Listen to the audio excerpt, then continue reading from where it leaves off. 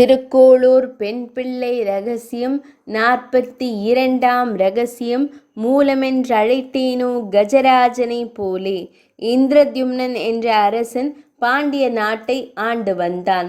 சிறந்த திருமால் பக்தன். தினமும் காலை வழிபாட்டை முடித்துவிட்டுதான் மற்ற காரியங்களில் ஈடுபடுவான். ஒரு நாள் அகஸ்திய முனிவர் அரசனை பார்க்க வந்தார். அப்போது அரசன் பூஜையில் இருந்தான். முனிவர் வந்ததை கவனிக்கவில்லை. தன்னை வரவேற்கவில்லை, கவனிக்கவில்லை என்று முனிவர் தவறாக புரிந்து கொண்டு யானையாக பிறப்பாய் என்று அரசனை சபித்தார். அரசன் ஒன்றும் கூறாமல் சாபத்தை ஏற்றுக்கொண்டான். கஜேந்திரன் என்ற யானையாக பிறந்தான். யானையாக பிறந்தாலும் திருமாலிடம் இருந்த பக்தி குறையவில்லை. தினமும் மலையடிவாரத்தில் இருக்கும் தாமரை குளத்தில் இறங்கி அங்கே அழகாக பூத்திருக்கும் தாமரை மலர்களை பறித்து திருமாலுக்கு அர்ப்பணித்து வந்தான். ஒரு நாள் பூ பறிப்பதற்காக தாமரை குளத்தில் இறங்கியது கஜேந்திரன் என்னும் யானை. அப்போது யானையின் காலை முதலை கவ்வியது என்று பெண் கதையை நிறுத்தினாள். பிள்ளாய், ஏன் கதையை நிறுத்திவிட்டாய் என்றார் உடையவர். சாமி, யானை காலை கவ்விய முதலை பற்றி ஒரு கதை இருக்கிறது என்று அந்த பெண் முதலை கதையை கூற ஆரம்பித்தாள். ஹூஹூ என்ற கந்தர்வன் மேலுலகத்தில் வாழ்ந்து வந்தான். ஒரு சமயம் குளத்தில் குளித்து கொண்டிருந்தான். அங்கே குளத்தில் தேவலர் என்ற முனிவர் ஒற்றை காலில் தவம் செய்து கொண்டிருந்தார். ஹூஹூ தண்ணீருக்குள் சென்று முனிவரின் காலை விளையாட்டுக்காக பிடித்து இழுத்தான். முனிவரின் தவம் கலைந்தது. கோபம் வந்தது முனிவருக்கு. உடனே ஹூஹூ தண்ணீருக்குள் முதலை மாதிரி வந்து காலை இழுத்தாய், அதனால் நீ முதலையாக போ என்று சாபம் கொடுத்தார். ஹூஹூ முதலையாக பிறந்தான். இந்த முதலைதான் யானையின் காலை கவ்வியது. யானை தன் பலத்தை எல்லாம் உபயோகித்து தன்னை விடுவித்து கொள்ள முயற்சி செய்தது. முடியவில்லை. கூட இருந்த யானைகள் எல்லாம் கஜேந்திரனை கரைக்கு இழுத்தும் பயனில்லை. யானைக்கு தரையில் பலம், முதலைக்கு தண்ணீரில் பலம். யானைக்கும் முதலைக்கும் இழுபறி நீடித்தது. கூட இருந்த யானைகள் ஒன்றும் செய்ய முடியாமல் வருத்தத்துடன் சென்றன. கஜேந்திரன் தன்னைத்தானே காத்து கொள்ள முடியும் என்ற தைரியத்தில் பல ஆண்டுகள் போராடியது. இறுதியில் சோர்வு ஏற்பட்டது. இனி ஒன்றும் செய்ய முடியாது என்று தோன்றியது. யாரும் உதவிக்கு இல்லாத நிலையில் நாராயணா, ஓ மணிவண்ணா, வாராய், என் துன்பத்தை நீக்க வாராய் என்று ஈனக் குரலில் அலறியது. ஆதி மூலமே, என்னை காக்கவா என்று அலறியது. அந்த சமயத்தில் பெருமாள் வைகுந்தத்தில் ஆதிசேஷன் மீது படுத்து கொண்டிருந்தார். கூட பெருமாளின் தேவியர்கள் பாதத்தின் பக்கம் வீற்றிருந்தார்கள். யானையின் குரல் மெல்லியதாக கேட்டவுடன் பெருமாள் சடக்கென எழுந்தார். ஏன் இப்படி பதறுகிறார் என்று தேவியர்களுக்கு புரியவில்லை. பெருமாள் புறப்பட்டார். பெருமாள் புறப்படும் சமயம் விஸ்வக்சேனர் பெருமாளுக்கு கை கொடுத்து அழைத்து செல்வது வழக்கம். அதனால் அவர் கையை கொடுக்க பெருமாள் அதை கவனிக்காமல் அவசரமாக கருடன் இருக்கும் இடத்திற்கு ஓடினார். பெருமாள் வழக்கமாக அணியும் பாதுகை இல்லாமல் ஓடுகிறாரே என்று விஸ்வக்சேனரும் ஒன்றும் புரியாமல் விழித்தார். பெருமாளை பார்த்த கருடனுக்கு ஆச்சரியம். பெருமாள் அணிந்த ஆடைகள், மாலைகள் எல்லாம் கலைந்து இருந்தன.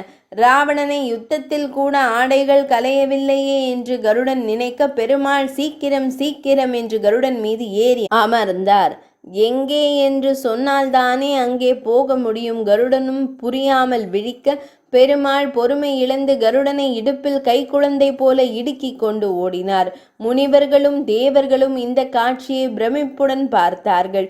தன்னை விட பெருமாள் வேகமாக ஓடுகிறாரே என்று கருடனுக்கு வெட்கமாக இருந்தது.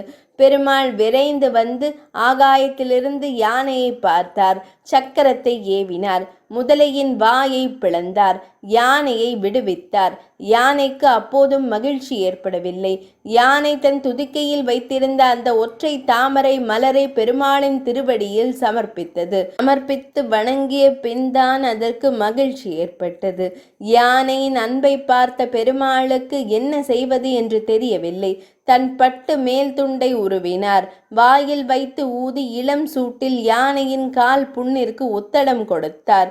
சாமி, நீங்களே சொல்லுங்கள், ஒரு விலங்கான யானைக்கு இருந்த பக்தி கூட என்னிடம் இல்லையே, அதனால் நான் ஊரை விட்டு போகிறேன் என்றாள் அந்த சின்ன பெண்.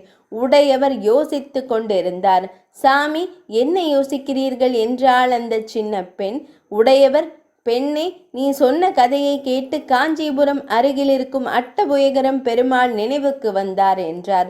ஏனென்று தெரிந்து கொள்ளலாமா என்று கேட்டாள் அந்த சின்ன பெண். அங்கே இருக்கும் பெருமாளுக்கு 8 கை உண்டு.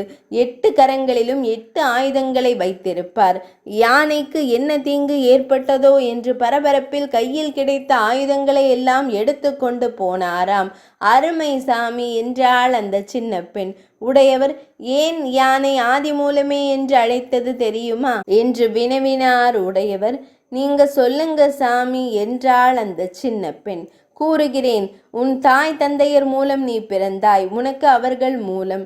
அவர்களுக்கும் மூலம் உண்டு, எனக்கும் உண்டு, இங்கே இருக்கும் என் சிஷ்யர்களுக்கும் உண்டு, நமக்கு நிழல் கொடுத்து கொண்டிருக்கும் இந்த மரத்திற்கும் உண்டு, மற்ற தேவதைகள், தேவர்கள், முனிவர்கள் எல்லோருக்கும் ஒரு மூலம் உண்டு.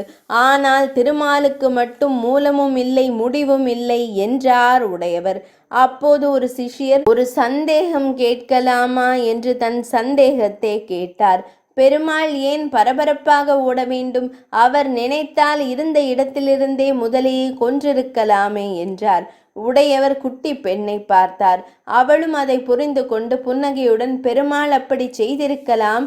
ஆனால் யானை தன் உயிரை காத்து கொள்ள பெருமாளை அழைக்கவில்லையே. பெருமாளை சேவித்து அவர் பாதங்களில் மலரை அர்ப்பணிக்கத்தானே யானை ஆசைப்பட்டது. அந்த ஆசையை நிறைவேற்றத்தான் பெருமாள் வேகமாக நேரில் வந்தார் என்றாள். உடையவர், குழந்தாய், என்ன அருமையாக கதையை புரிந்து வைத்திருக்கிறாய். பெருமாள் சூடாக ஒத்திடம் கொடுத்தாலும் சந்தனம் பூசியது போல குளிர்ச்சியாக இருந்தது யானைக்கு என்றார். உடனே அந்த பெண், பூசக் கொடுத்தேனோ கூனியை போலே என்றாள். உடையவர் புன்னகையுடன் அடுத்த கதையை கேட்க தயாரானார். 42ஆம் ரகசியம் நிறைவடைந்தது.